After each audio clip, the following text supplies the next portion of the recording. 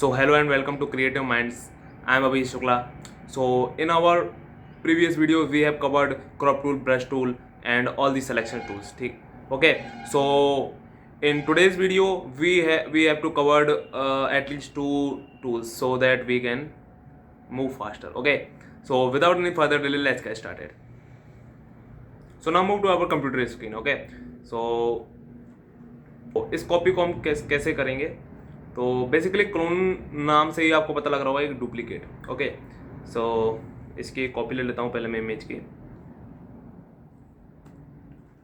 Okay. सो अब हम क्या करेंगे, अब अगर आप डायरेक्टली क्लोन स्टैम्प टूल लेकर और अपनी इमेज पर डायरेक्ट क्लिक करेंगे तो देखिए क्या होगा. सो अगर मैं डायरेक्ट क्लिक करता हूँ, ठीक है, तो देखिए ये अलर्ट आता है. अब ये अलर्ट क्या है, अलर्ट क्या आप इसको एक कह सकते हैं रिस्ट्रिक्शंस टाइप में मान सकते हैं. तो इसमें क्या आ रहा है, could not use the clone stop tool because the area to clone has not been defined. Okay.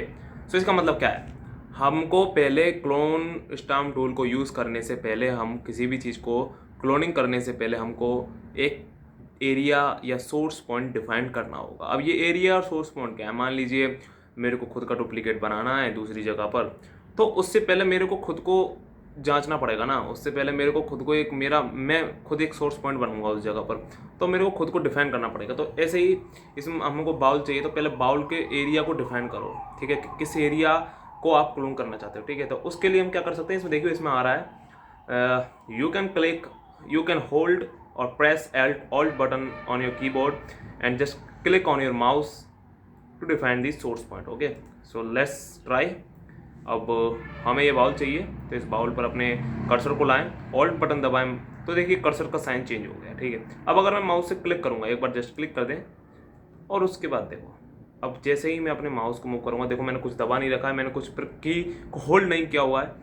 अब जैसे ही मैं मान लीजिए मेरे को यहाँ पर करना है, ठीक है, तो अब मैं क्लिक करूँगा, और अब हमें क्लिक को रिलीज़ नहीं करना है, हमें पेंट करना है. ठीक है. तो ये बाउल देखो, ये बाउल चाहिए था, हमने ये बाउल कर दिया. लेकिन अगर जैसे ही मैं इसको छोड़ूंगा और अब अगर मैं कहीं भी मूव करूं, तो वो मेरा बाउल कहीं कॉपी पेस्ट नहीं होगा. तो ये एक चीज़ एक बार के लिए है, ठीक है ना, सिर्फ उस एरिया के लिए है. दूसरे एरिया में जाएंगे तो ये नहीं होगा. ठीक है, मैं दूसरे एरिया में मान लो मैं इधर करना चाहूँगा, क्योंकि हमारा ये वाला एरिया हमारा सोर्स पॉइंट बना हुआ है. अगर मैं इस एरिया से पीछे जाऊँगा या इधर आउट में जाऊँगा तो ये नहीं करेगा. ठीक है, ये जितना चाहिए उसको उतने में ही ये मूव करेगा. ठीक है. तो बेसिकली ये हमारा क्लोन स्टैम्प टूल है. क्लोन स्टैम्प टूल के और भी इसके सोर्स पैनल खुद का है. मान जैसे इसका सोर्स पैनल खोलने के लिए आप विंडोज़ में जाएं, और विंडोज़ में जाने के बाद आप यहाँ पर आएँ क्लोन सोर्स में जैसे आप क्लिक करेंगे तो ये 5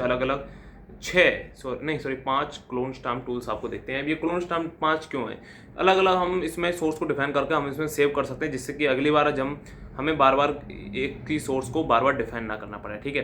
तो मान लीजिए हमारी किसी इमेज में 5 सोर्स है, हमको 5 सोर्स को पेस्ट करना है, तो बजाय उनको अलग अलग जो है हम सोर्स को बार बार डिफाइन उनको पेस्ट करेंगे, फिर दोबारा डिफाइन करेंगे, फिर दोबारा पेस्ट करेंगे, उसके बजाय हम we can use these tools 5 different sources. Okay.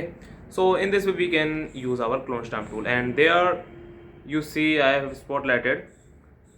सो यहाँ पर ये है, ये हम मान लीजिए हमें किसी भी सोर्स को हमें डिफाइन करना है, तो हमें उसको हॉरिजॉन्टली हम उसको फ्लिप कर सकते हैं, और ऐसे ही हम इसको वर्टिकली भी फ्लिप कर सकते हैं. लेकिन सोर्स को डिफाइन करने से पहले हमें इस चीज़ को ऑन करना पड़ेगा. ठीक है. तो ये हमारा क्लोन स्टैम्प टूल है. अब क्लोन स्टैम्प टूल यही काम आता है. अब पैटर्न क्लोन स्टैम्प टूल क्या, ये इसमें हमें कोई पैटर्न को हमें पहले डिफाइन करना पड़ता है. जैसे कि यहाँ पर पहले से पैटर्न दिए हुए होते हैं. ठीक है. ये मान लीजिए ग्रीन ग्रास पैटर्न है. अब अगर मैं इस पर करूँगा तो ये देखिए ग्रीन ग्रास पैटर्न सेम बनता हुआ हमारे इसमें कोई पेस्ट हो जाएगा. ठीक है. इसको आप चेंज कर सकते हैं. यहाँ पर जाएँ, और अगर मेरे को ग्रास चाहिए तो मान लीजिए मेरे को ये वाली चाहिए, तो अब मैं करूँगा तो ये वाला हो जाएगा. तो इसमें ये पैटर्न के लिए है, सीमलेस पैटर्न के लिए. ठीक है. और ऐसे ही चलिए, अभी हमारा क्लोन स्टैम्प टूल तो खत्म हो गया. अब हम थोड़ा आ जाते हैं हीलिंग टूल्स की तरफ. तो सबसे पहला जो हमारा मिलेगा डिफॉल्ट, आपको ये मिलेगा हीलिंग ब्रश टूल. अब हीलिंग ब्रश टूल कैसे, उसके लिए मैं दूसरी इमेज लेता हूँ. ठीक है. तो दूसरी इमेज लेते ही अब ये देखिए इसके फेस पर बहुत सारे स्पॉट्स हैं, कई सारे क्या. ठीक है. तो अब हमें इन स्पॉट्स को हील करना है. ठीक है. तो सबसे पहले हम इस पर जाएंगे, तो आपको डिफॉल्ट ही मिलेगा स्पॉट हीलिंग ब्रश टूल. अब स्पॉट हीलिंग ब्रश टूल कैसे काम करता है, मान लीजिए हमें इसके स्पॉट्स हटाने हैं. ठीक है. तो स्पॉट्स के स्पॉट्स हटाने हैं, तो ये मान लीजिए इधर ये स्पॉट है, ये चाहिए हटाना है, तो just click on that. Okay. Don't worry, the black colour तो आएगा, तो तो आप अपने ब्रश के साइज को अपना टाइम लेकर, मैं रफली कर रहा हूँ, अपने हिसाब से कर लें। यहाँ से मैं थोड़ा वीडियो को फास्ट कर रहा हूँ।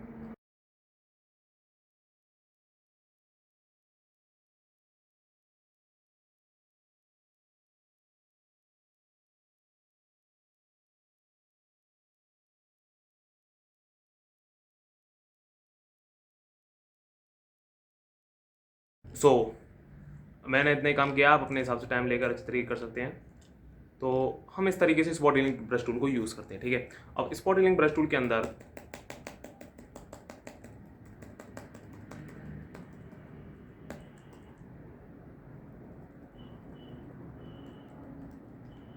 स्पॉट हीलिंग ब्रश टूल के अंदर और भी टूल्स आते हैं, जैसे यहाँ पे brush spotting healing brush tool भी स्पॉट हीलिंग ब्रश टूल ही है। लेकिन हीलिंग ब्रश टूल में अंतर क्या है, देखिए सेम चीज़ है ना, और सेम ही चीज़ है वैसे तो।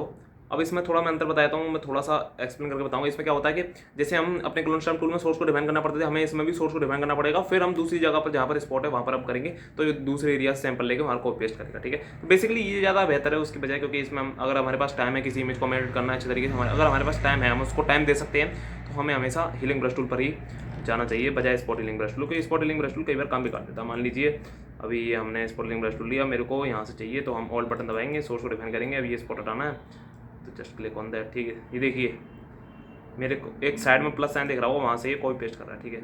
मेरे दोबारा से हम यहाँ सैंपल लेंगे, यहाँ सैंपल ले लेंगे, ठीक है। इसमें हमारा कई बार काम आसान रहता है, क्योंकि स्पॉटिंग ब्रश टूल आसपास की जगह से ही करता है, हम इसमें दूसरी जगह से भी कर सकते हैं, जिससे हमारी इमेज में थोड़ी और अच्छी क्लियरिटी आ जाती है, ठीक है ना। तो हम इस तरीके से अपने हीलिंग ब्रश टूल को यूज़ कर सकते हैं, है ना। देखिए ये ज़्यादा मेरे को बेहतर लगता है, आपको भी शायद दिख रहे होंगे कुछ रिजल्ट्स, ये ज़्यादा अच्छे तरीके से देता है ना। तो ये है कुछ हमारे स्पॉट हीलिंग ब्रश टूल्स को हम इस तरीके से यूज़ कर सकते हैं, है ना। अब आगे बढ़ेंगे, एक मिनट। तो स्पॉट हीलिंग ब्रश टूल को आप ऐसे यूज़ कर लें, है ना। अब बात करते हैं, अब मान लीजिए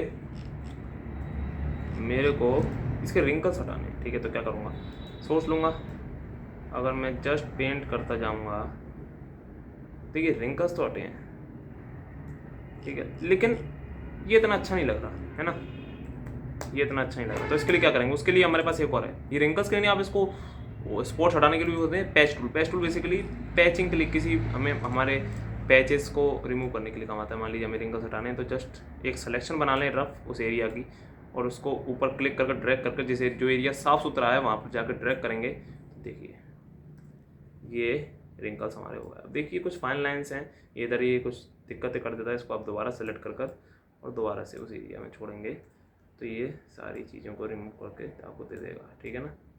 तो आप इस तरीके से अपने पैच टूल को यूज़ कर सकते हैं, है ना। तो आई होप ये वीडियो आपको अच्छी लगी होगी। वीडियो अच्छी लगी तो लाइक करें, शेयर करें, चैनल को सब्सक्राइब करें और बेल आइकन को ज़रूर प्रेस कर लें। ऐसी वीडियो आपके पास आती रहेंगी, और आने वाले वीडियो में मैं जो अगली वीडियो रहेगी उसमें लगभग मैं जो इंपॉर्टेंट टूल है उसी को बताऊंगा। बाकी टूल्स में आने वाली एडिटिंग जल्दी चालू करने वाला हूँ मैं, ठीक है। तो उसमें आपको सारे कवर करके बताऊँगा। सो तब तक के लिए बाय बाय, जय हिंद।